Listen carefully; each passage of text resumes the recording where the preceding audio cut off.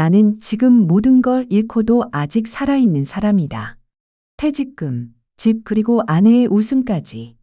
그날 철조망 너머로 바라본 건 계획도 약속도 사람도 없이 버려진 풀밭 한가운데였다.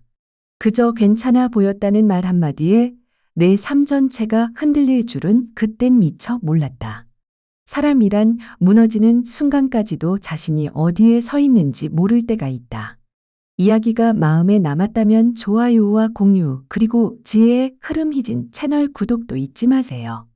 당신의 따뜻한 관심이 더 많은 이야기가 전해지는데 큰 힘이 됩니다. 나는 정길수, 올해로 68이다. 작년 이맘때 인천전력공사에서 36년간의 직장 생활을 마무리하고 정년 퇴직했다. 마지막 출근 날 사무실 구석진 공간에 모여 앉은 동료들이 내게 꽃다발을 건네고 정말 수고 많으셨습니다. 라고 말하던 그 순간이 지금도 귀에 생생하다. 몇몇은 눈시울을 붉혔고 오히려 나는 담담히 웃어 보이려 애썼다. 퇴직식 후 혼자 집으로 돌아가는 택시 안에서 창밖을 바라보며 이런 생각이 들었다. 그래, 나는 꽤 괜찮게 살아왔구나. 퇴직 후의 첫 반년은 말 그대로 쉬는 시간이었다. 더 이상 출근하지 않아도 되는 아침이 처음에는 어색했지만 이내 여유롭고 달콤하게 다가왔다. 아내 경자와는 짧은 일본 여행부터 제주도 산책길까지 발길 닿는 대로 떠났고 수십 년간 읽지 못한 책들도 차례차례 펼쳐들었다. 커피 향기와 햇살이 방 안에 고요히 퍼지던 오전 시간들이 마치 누군가가 뒤늦게 준 선물 같았다. 하지만 그렇게 평화롭기만 했던 시간은 오래가지 못했다. 그 고요 속에 금이 가기 시작한 건 예상하지 못한 어느 날의 대화 때문이었다. 젊은 시절부터 아내와 나는 퇴직 후 시골에서 소박한 삶을 누리자고 입을 맞춰왔다. 한적한 마당에 텃밭을 가꾸고 닭 몇 마리 키우고 큰 개 한 마리와 함께 여유롭게 살아가는 그런 꿈이었다. 그래서 나는 예전부터 자주 여행했던 전남 구례 인근을 중심으로 땅을 알아보았고 직접 설계한 작은 한옥을 지을 준비까지 해두고 있었다. 그러던 어느 날 퇴직한 지 몇 달 된 입사 동기 현섭이 우리 집을 찾아왔다. 그는 나와 같은 날 입사해 같은 날 퇴직한 친구였다. 함께 야근도 하고 승진도 놓쳐보고 수많은 결제 서류에 파묻힌 세월을 나눈 가족보다 더 오래 옆에 있었던 사람이었다. 오랜만에 얼굴을 마주한 우리는 마당에 놓인 접이식 의자에 나란히 앉아 따뜻한 차를 마셨다. 현섭은 망설임 없이 본론부터 꺼냈다. 길수야, 너 전원주택 이야기 예전부터 했잖아. 나도 고민해 봤는데 요즘 시골 분위기 예전이랑 많이 달라졌더라.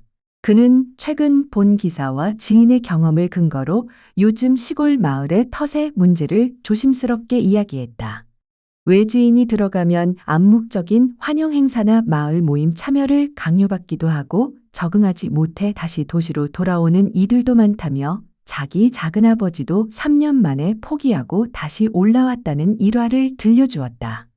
자연과 전원 생활을 좋아하는 건 우리도 마찬가지지만 그런 분위기에서 사는 게 결코 쉬운 일이 아니더라. 그래서 난 다른 방향을 생각해 봤어. 뉴질랜드는 어때?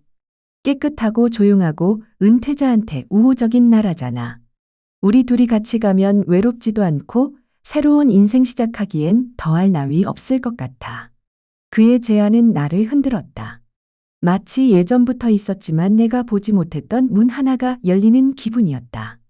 나는 평생을 한국에서 살아왔고 아직도 인천 골목 어디에 무슨 찻집이 있는지 기억하는 사람이다.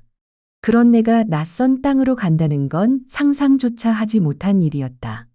하지만 현섭이 말하길 뉴질랜드는 교육, 치안, 물가 안정, 자연환경 모든 면에서 이상적인 은퇴지라 했다. 특히 거기 정착하면 손주들까지 불러 조기 유학도 가능하다는 말이 가슴 깊숙이 들어왔다. 그날 이후 나는 매일같이 고민했다. 이 길이 과연 내게 맞는 걸까? 아내는 아이들은 뭐라고 할까? 이 나이에 새로운 도전이란 게 가능한 걸까? 그렇게 내 안의 고유한 호수가 점차 흔들리기 시작했다. 현섭의 말을 들은 그날 밤 아내와 나는 오랜 시간 이야기를 나누었다. 그가 말한 뉴질랜드의 교육 시스템은 영국식 커리큘럼을 기반으로 한 선진 교육이라고 했다. 한국에서도 아이들의 스트레스를 줄이기 위해 조기 유학을 보내는 부모들이 늘고 있다는 이야기를 예전부터 들어왔지만 우리와는 먼 얘기라고만 생각해왔다. 그러나 손주들의 미래를 조금 더 편안하게 만들어줄 수 있다면 지금 우리가 내딛는 이 한 걸음이 결코 무모한 도전만은 아닐지도 모른다는 생각이 들었다. 며칠 동안 머릿속이 복잡했다. 내가 정말 한국을 떠나 저 머나먼 땅까지 가는 게 옳은 일일까? 나이 60이 훌쩍 넘은 지금 낯선 곳에서 새로운 삶을 시작한다는 게 가능한 걸까? 그리고 영어도 제대로 못하는데 과연 정착할 수 있을까? 한밤중 거실 소파에 나란히 앉은 아내에게 조심스럽게 말을 꺼냈다. 경자야, 우리 뉴질랜드에 가서 살아볼까? 당신 생각은 그래? 응. 우리 둘이 함께라면 못할 것도 없지 않을까 싶어서. 근데 이 나이에 이민이라는 게 쉬운 일이 아니잖아요. 그날 밤 아내와 나는 함께 노트북 앞에 앉아 뉴질랜드 투자 이민에 관한 영상을 몇 시간이나 봤다. 푸른 초원과 바닷가가 어우러진 마을 그리고 그곳에 정착한 한국인 부부의 환한 미소. 그들의 평온한 표정과 여유로운 일상에 우리 부부는 묘한 이끌림을 느꼈다. 마치 화면 속 저 풍경이 언젠가 우리 것이 될 수도 있을 것 같은 착각이 들 정도였다. 다음 날 아들 준영과 며느리에게 우리의 생각을 조심스럽게 전했다. 의외로 그들은 반대하지 않았고 오히려 며느리는 이렇게 말했다. 어머니 아버지께서 자리만 잘 잡으시면 저희도 아이들 데리고 바로 갈게요.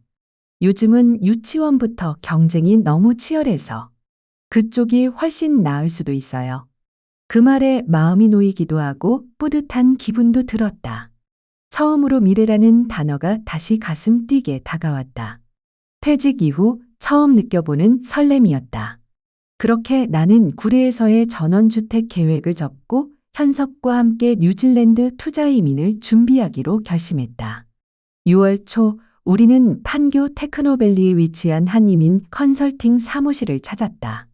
현섭은 이미 여러 차례 통화로 상담을 받은 상태였고 나는 그를 따라 처음 그 사무실 문을 열었다. 엘리베이터 문이 열리자 세련된 인테리어의 로비가 눈에 들어왔다. 한쪽 벽에는 20년 경력 뉴질랜드 전문 투자 이민 컨설팅이라는 문구가 붙어 있었고 그 아래에는 양복을 입은 한국인 가족들이 뉴질랜드 해안가에서 환하게 웃고 있는 사진 액자가 진열되어 있었다. 우리를 맞이한 사람은 40 초반으로 보이는 김이사라는 인물이었다. 첫 인상은 부드럽고 정중했으며 말투에는 신뢰감이 배어 있었다. 김이사는 첫 인상부터 신중하고 부드러운 사람이었다. 목소리는 차분했고 눈을 마주칠 때마다 살짝 웃는 표정은 사람을 긴장시키기보단 안심시키는 힘이 있었다. 그런 사람에게 전문가라는 단어를 쓰는 건 어색하지 않았다. 현섭은 이미 여러 번 이 회사와 연락을 주고받았는지 익숙하게 악수를 나누며 나를 소개했다. 이분은 제 오랜 친구이자 입사 동기입니다. 함께 뉴질랜드로 인생 2막을 시작하려고 해요. 저희 둘이 같이 움직일 거라 상담 잘 부탁드립니다. 김이사는 고개를 끄덕이며 정중하게 말했다. 정말 잘 오셨습니다. 지금이 뉴질랜드 투자 이민 신청에 아주 좋은 시기입니다. 특히 최근 승인된 크라이스트처치 인근의 생태 복합 리조트 프로젝트는 올해 안에 마감될 가능성이 높습니다. 그는 우리를 유리문 안쪽 회의실로 안내했다. 넓은 테이블 앞에 앉자 벽면에 설치된 대형 모니터가 켜졌다. 영상이 시작되자 푸른 언덕과 해안선이 펼쳐졌고 이어서 고급 리조트의 3D 조감도가 화면에 나타났다. 아름다운 수영장과 산책로, 골프장, 그리고 소박한 유기농 레스토랑까지 어우러진 모습은 마치 관광청 홍보 영상 같았다. 이 프로젝트는 저희가 연결하는 에메랄드 힐 네이처 빌라 에메랄드 힐 네이처 빌라즈입니다. 뉴질랜드 남섬 크라이스트처치 외곽에 조성 중인 대규모 생태 리조트 단지죠. 은퇴자들에게 특히 인기 많은 지역이며 현지 지방정부의 승인을 정식으로 받은 사업입니다. 현재 한국인 투자자도 이미 참여 중이고 초기 물량은 대부분 마감됐습니다. 그는 잠시 말을 멈추고 우리를 천천히 바라보았다. 두 분께는 정말 좋은 기회입니다. 은퇴 후 전원 생활과 안정적인 해외 이민 두 가지를 모두 실현하실 수 있으니까요. 그의 말은 그럴싸했다. 하지만 나는 쉽게 믿을 수 없었다. 머릿속에 계속 떠오르던 의문을 조심스레 꺼냈다. 그런데 이 리조트가 실제로 개발되고 있는 건 맞나요? 뉴질랜드는 환경 보호가 엄격한 나라라 이런 규모의 개발이 쉬운 건 아닌 걸로 알고 있어서요. 김 이사는 마치 그 질문을 기다렸다는 듯 미소를 지으며 가방에서 서류 봉투 하나를 꺼냈다. 봉투 안에는 지도와 인증 도장, 공공기관 마크가 인쇄된 서류들이 들어 있었다. 아, 역시 사장님이 꼼꼼히 준비하신 분이시군요. 사실 지금 설명드리려고 했던 부분이 바로 그겁니다. 그는 말을 이었다. 말씀하신 대로 뉴질랜드는 전 세계에서도 환경 기준이 가장 까다로운 나라 중 하나입니다. 그래서 허가받지 않은 개발은 거의 불가능하다고 보시면 됩니다. 하지만 이 프로젝트는 크라이스트처치 시청과 자연보전부, 투자이민청의 공동 검토를 통해 정식 인가를 받은 사업이에요. 건물 밀도 제한, 녹지율 유지, 폐수 처리 기준, 태양광 시스템 등 까다로운 친환경 조건을 모두 충족해야만 승인이 나죠. 나는 조용히 고개를 끄덕이며 서류를 바라보았다. 도장과 마크 그리고 한글로 깔끔히 번역된 설명서. 정리된 말투, 구체적인 답변, 고급스러운 사무실. 모든 것이 한치의 의심도 들지 않도록 짜여 있었다. 김 이사는 자신 있게 펼쳐 보인 서류에서 몇 장을 꺼내 들었다. 그는 슬라이드 화면을 넘기며 조심스럽지만 확신에 찬 목소리로 설명을 이어갔다. 이번 에메랄드 힐 프로젝트는 단순한 민간 개발이 아닙니다. 자연보전부 DOC와 크라이스트처치 시청 카운슬 이 공동으로 환경영향평가를 통과시킨 정식 공공, 민간 협력형 리조트 개발 사업이에요. 건물 밀도는 법적 기준보다 더 낮추었고 전체 부지의 70% 이상을 녹지로 유지합니다. 모든 건물에는 태양광 패널과 폐수 재활용 시스템이 의무적으로 설치되며 일회용 플라스틱 사용도 제한되어 있어요. 그는 이어서 말했다. 오히려 뉴질랜드 이민국은요, 순수한 수익 목적의 개발에는 투자 비자 자체를 거절하기도 합니다. 그래서 이 프로젝트는 개발사 지방정부 이민청이 세 부문 협의 아래 운영되고 있고 뉴질랜드 정부가 차세대 관광산업으로 직접 지원하고 있는 파일럿 사업이에요. 나는 서류와 영상을 번갈아 보며 천천히 고개를 끄덕였다. 확실히 말 하나하나에 틈이 없었다. 저희는 그 사이에서 투자자 분들에게 검증된 통로만 연결해 드립니다.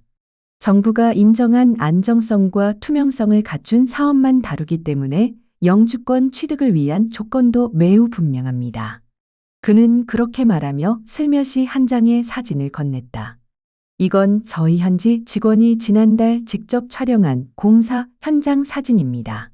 사진 속에는 철제 펜스와 함께 굴착기가 움직이고 있는 넓은 부지가 보였다. 중장비가 돌아가고 있고 Emerald Hill Nature Villas, 페이실라는 간판도 눈에 띄었다. 단순한 조감도나 합성 이미지가 아니라 진짜로 현장이 존재한다는 안도감이 느껴지는 사진이었다.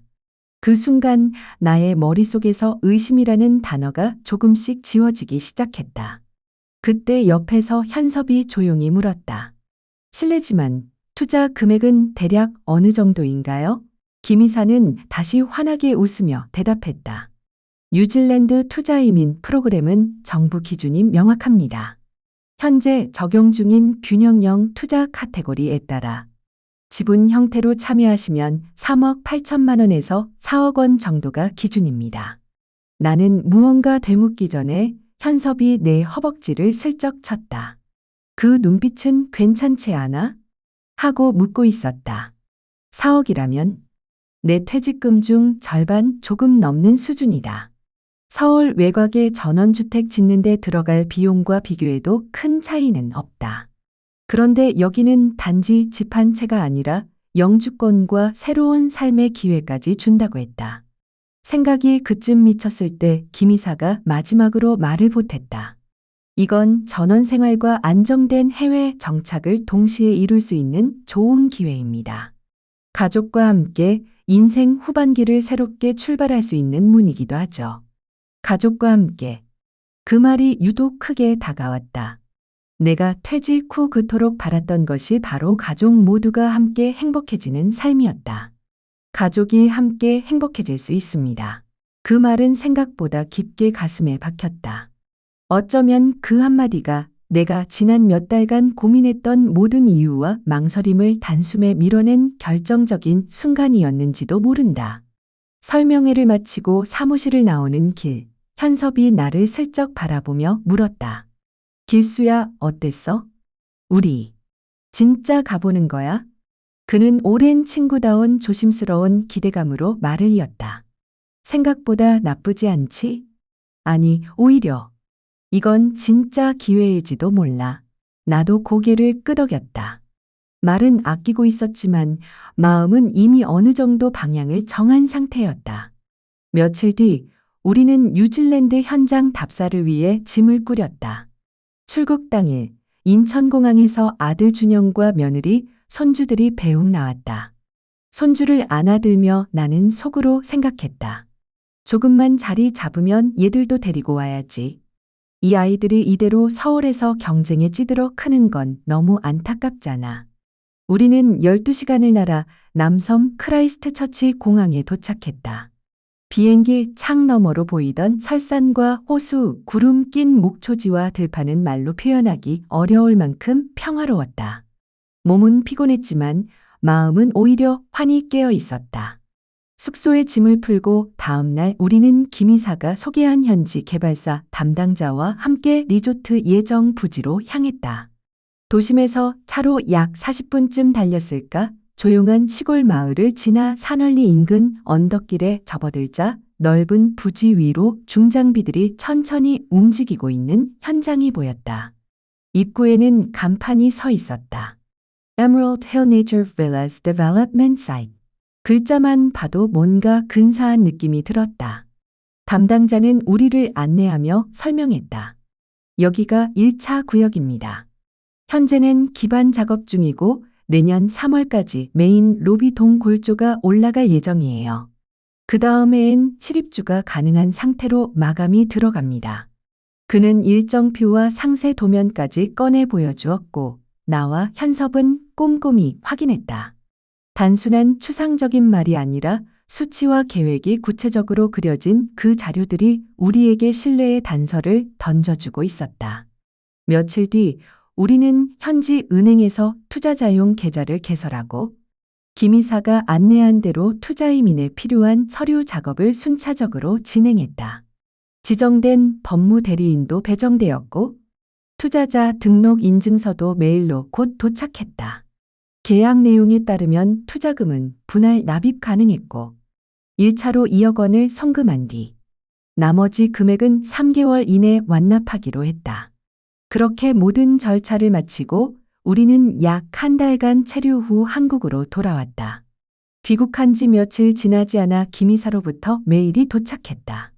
1차 투자자 중 계약금을 완납하신 분들은 조기 영주권 심사 대상에 포함되었고 이번 달 안으로 잔금을 납부하시면 6개월 내 영주권 승인 가능성이 높습니다. 단 이번 주 안에 잔금을 마무리하지 않으시면 우선순위가 다른 투자자에게 넘어가며 이후에는 1년 후 중도금 납입 시까지 승인 심사 대기가 필요합니다. 그 메일을 읽는 순간 마음속에 초조함과 확신이 동시에 밀려들었다. 우리는 이 기회를 놓쳐선 안 된다고 생각했다. 지금이 아니면 안 된다는 듯 시간은 우리에게 선택을 재촉하고 있었다. 김이사에게서 온 메일 한 통은 내 마음을 완전히 기울이게 만들었다. 이미 시작한 일이니 이제는 끝까지 가야 한다. 나는 그렇게 결심했다. 계획대로라면 뉴질랜드로 떠나기 전까지 아파트를 매각하고 그동안은 아들 집에서 잠시 지내기로 했다. 하지만 시세가 오락가락하던 시기라 그달 안에 매매를 성사시키긴 어려웠고 결국 아파트를 담보로 대출을 받아 먼저 중도금을 납부했다. 매매가 완료되면 대출을 상환하고 남은 금액으로 이사 준비와 생활비, 손주 조기 유학 자금을 마련하려 했다. 다행히도 아파트는 예상보다 빨리 팔렸다. 세금과 대출을 정리하고 나니 손에 남은 금액은 약 1억 원 남짓. 나는 그 돈을 따로 통장에 넣고 이건 우리 가족의 새로운 시작을 위한 씨앗이라 믿었다. 이 모든 과정이 계획대로 착착 진행되는 듯 보였다. 영주권도 생각보다 빨리 나올 거라는 말에 나와 아내는 처음으로 미래를 향한 기대감을 안고 잠들 수 있었다. 하지만 이상한 기류는 2달 후 아주 사소한 징후에서부터 시작되었다. 처음엔 리조트 현지 담당자와의 통화 연결이 잦아졌다. 전화를 걸면 홍 매니저는 지금 휴가 중이라 이번엔 다른 담당자가 연락드릴 겁니다. 라는 말이 반복되었고 그 목소리도 통화마다 달랐다. 그와 함께 서류 진행 속도도 더뎌졌고 매주 공유된다던 현장 공사 사진도 업데이트가 끊겼다. 민수가 확인차 메일을 보내면 돌아오는 답변은 늘 같았다. 현재 내부 정비 중입니다. 다음 주 중 자료를 정리하여 공유드리겠습니다. 한 달이 넘도록 다음 주는 오지 않았다. 어느 날 투자자 커뮤니티 채팅방에 조용히 올라온 한 메시지가 있었다. 혹시 리조트 현장 직접 가서 본 분 계세요? 전 2주 전에 다녀왔는데 부지만 덩그러니 있던데요. 나는 그 말을 보고 손이 저절로 움켜쥐어졌다. 곧바로 현섭이 댓글을 달았다. 아직은 초기 단계니까 당연히 그렇죠. 저희는 현장도 직접 봤고 사진도 있고 인허가 서류도 확인했습니다. 괜한 말로 투자자들 혼란스럽게 하지 마세요. 그 말을 읽으면서도 나 역시 속으로는 무언가 이상하다는 불길한 감정을 지우지 못하고 있었다. 며칠 후 현섭에게서 전화가 왔다. 길수야, 너도 그 메일 받았지? 어떤 메일? 개발사 연락처 바뀌었다고. 기존 번호는 종료돼서 이제 연락 안 된대. 뭐라고? 그게 무슨 말이야? 믿기지 않아 컨설팅 사무실로 직접 메일을 보냈다. 답장은 이틀 뒤에야 도착했다. 현재 내부 상황을 정비 중이며 곧 정식 공지로 안내드릴 예정입니다. 그 문장은 어딘가에서 본 것처럼 익숙했고 이제는 그저 불편한 정적처럼 다가왔다. 그리고 며칠 뒤 뉴질랜드 교민 온라인 커뮤니티 게시판에 올라온 한글이 우리의 모든 불안을 현실로 끌어냈다. 에메랄드 힐리조트 투자 조심하세요. 피해자 모임 모집 중.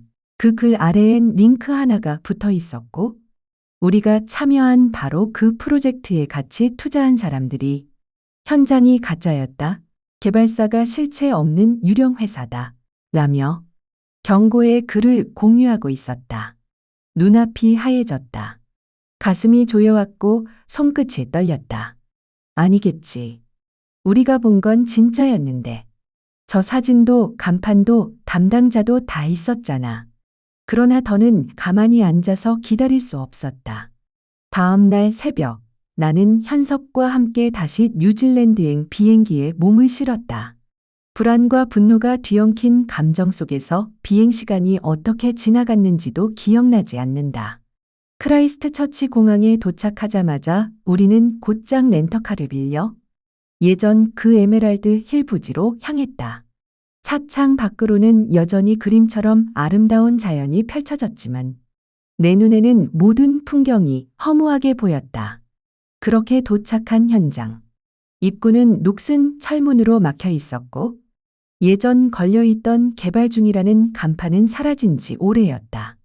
대신 바람에 찢긴 듯한 낡은 안내판 하나가 반쯤 떨어진 채 철사에 매달려 덜컥거리는 소리만을 내고 있었다. 우리는 조심스럽게 울타리 너머를 들여다봤다. 그곳엔 아무것도 없었다. 사람도 기계도 흔적도 없었다. 오직 자란 풀밭과 녹슨 철조망만이 덩그러니 자리를 지키고 있었다.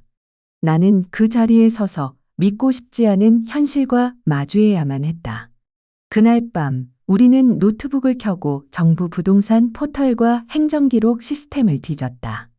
현섭의 손끝은 떨리고 있었고 나는 마음속으로 아닐 거야, 뭔가 오해일 거야를 되뇌었다. 하지만 우리가 마주한 건 그 어떤 변명의 여지도 없는 진실이었다. 그 부지는 12년 전 골프장 개발을 시도했던 민간 프로젝트 부지였다. 그러나 당시 환경영향평가에서 탈락. 지역 주민의 거센 반대로 이내 인허가가 취소된 상태였으며 현재는 일부 구역이 습지보호 지역으로 지정되어 법적으로 개발이 불가능한 땅이었다. 김 이사와 그 개발사 측은 그 옛날 폐기된 골프장 조감도를 살짝 수정하여 마치 정부로부터 신규 승인을 받은 리조트인 양위장의 투자자들을 속였던 것이다. 우리가 봤던 중장비와 간판, 기초공사 장면들은 인근 공사장에서 며칠간 빌려온 장비로 임시 연출된 것이었고 그 짧은 순간을 영상과 사진으로 남겨 우리에게 진행 중이라는 믿음을 심어줬다. 그 사실을 알아챈 순간 머리가 멍해졌다. 피해자 단톡방에는 이미 수십 명이 모여 있었다. 이어 3억을 날렸다는 글들, 대출까지 끌어다 투자했다는 사람들의 한숨과 절망이 화면에 줄줄이 이어졌다. 현섭은 고개를 푹 숙인 채 중얼거렸다. 길수야, 내가 너까지 끌어들여서 정말 미안하다. 그 말이 참담하게 들렸지만 아무 말도 나오지 않았다. 그가 미안해할 일이 아니라는 걸 알면서도 그 순간 나는 아무것도 말해줄 수 없었다. 나는 사기를 당했다. 내가 평생을 바쳐 모은 전 재산은 존재하지도 않는 리조트에 파묻혀 사라진 것이다. 돌아오는 길, 우리는 크라이스트 처치 공항 대합실 한켠에 앉아 창밖을 멍하니 바라봤다. 몇 시간 동안 우리는 단 한마디도 하지 못했다. 마치 세상이 조용히 무너져 내린 자리에 홀로 덩그러니 남겨진 사람처럼. 이후 김 이사와 개발사는 모두 연락이 두절되었다. 법무대리인 역시 존재하지 않는 인물로 드러났고 회사 홈페이지는 폐쇄. 투자사 명의 계좌도 이미 해지된 상태였다. 모든 건 치밀하게 계산된 전방위적 사기극이었다. 우리는 믿으려 하지 않았지만 현장에 직접 가보니 더 이상 부정할 수 없었다. 총 5억 원. 그건 내 노후, 아내의 미래, 손주의 가능성이자 가족 모두의 희망이었다. 그리고 지금은 아무것도 남지 않았다. 한국에 돌아온 우리는 더 이상 갈 곳이 없었다. 아파트는 이미 매각되었고 남은 돈은 투자금으로 사라졌으며 전세는 꿈도 꿀 수 없었다. 아들 집으로 들어갈 생각도 해봤지만 나도 모르게 며느리의 눈치가 먼저 떠올랐다. 결국 나는 동생이 살고 있는 빌라의 작은 방 한켠에 아내와 함께 몸을 뉘었다. 하루하루가 조심스러웠다. 아내는 점점 말수가 줄었고 밤마다 가볍지만 끈질긴 기침을 했다. 병원에 다녀온 날 의사는 폐렴 초기 증상이라며 지금처럼 면역력이 떨어지면 작은 감기도 무서워진다. 고 말했다. 나는 말없이 고개만 끄덕였다. 그 말이 내게는 선고처럼 들렸다. 그날 밤 나는 혼자 화장실 세면대에 기대어 울었다. 내가 아니었으면 그녀는 지금 따뜻한 집에서 편히 쉬고 있었을 텐데 그 죄책감은 내 어깨를 매일같이 짓눌렀다. 나는 청소, 경비, 택배 물류센터까지 알아봤지만 나이 때문에 번번이 고배를 마셨다. 결국 지인 소개로 시작한 건 노년층 배달 아르바이트였다. 지하철을 타고 이동하며 서류나 선물, 꽃바구니를 전달하는 일이었고 중간에 점심을 먹을 시간이 없을 때도 있었다. 하지만 나는 꾹 참고 다시 벌기 시작했다. 매일 아침 동생 집에 얇은 이불을 걷고 묵묵히 가방을 메고 나설 때마다 나는 하루에도 수십 번씩 그때의 선택을 되짚었다. 왜 그 말을 믿었을까? 왜 확인을 더 하지 않았을까? 하지만 다시 생각했다. 그래도 살아야 하니까. 그리고 아직 지켜야 할 것이 남아있으니까. 그렇게 반년이 지났을 무렵 아들 내외가 거듭 연락을 해왔다. 아버지, 이젠 저희 집으로 들어오세요. 아이들도 보고 싶어 하고 저희도 더 이상 이대로는 마음이 불편해요. 나는 결국 모시는 척하며 조심스레 들어갔다. 조금 비좁고 눈치도 보였지만 아이들의 웃음소리가 들리는 집은 무엇보다 따뜻했다. 다행히도 며느리는 예전처럼 따뜻하게 맞아주었고 아내는 조금씩 기운을 되찾았다. 이젠 내가 배달 일을 마치고 돌아오면 아내가 끓인 된장국 냄새가 집안을 가득 메운다. 수고했어요. 그녀가 미소 지으며 건네는 그 한마디에 나는 그래도 살아있어줘서 다행이다는 생각이 든다. 요즘 우리는 함께 동네 노인복지관에서 진행하는 강의를 찾아다닌다. 신장년 재무설계, 노후 법률 상식. 이전엔 관심조차 없던 수업들. 늦었다고 생각했지만 지금이야말로 정말 다시 시작해야 할 때임을 이제야 깨달았다. 나는 이제 안다. 은퇴 후 가장 중요한 투자는 외부가 아니라 바로 가족과 자기 자신 안에 있다는 것. 나는 너무 많은 것을 잃고 나서야 그 단순한 진리를 배웠다. 그러나 늦지 않았다. 어떤 삶이든 한 번쯤은 다시 시작할 수 있으니까. 이 이야기를 어떻게 받아들이셨나요? 당신의 마음에 스친 감정이나 생각을 댓글로 나눠주세요. 짧은 공감이든 오래 남는 울림이든 당신의 목소리는 저희에게 큰 힘이 됩니다. 좋아요와 구독, 댓글 하나가 더 많은 사람들에게 이 따뜻한 순간을 전할 수 있는 다리가 됩니다. 함께 해주셔서 진심으로 고맙습니다. 당신의 오늘이 부디 평안하고 따뜻하기를 바랍니다.